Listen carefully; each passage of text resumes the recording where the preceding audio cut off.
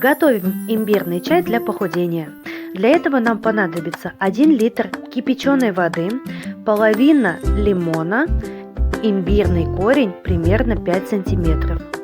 Приготовление. Кипятим воду, добавляем туда порезанный корень имбиря, накрываем крышкой и остужаем до комнатной температуры.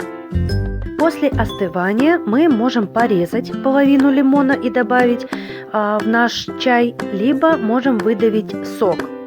После добавляем 1 столовую ложку меда, хорошо перемешиваем, накрываем крышкой и даем настояться примерно 20 минут.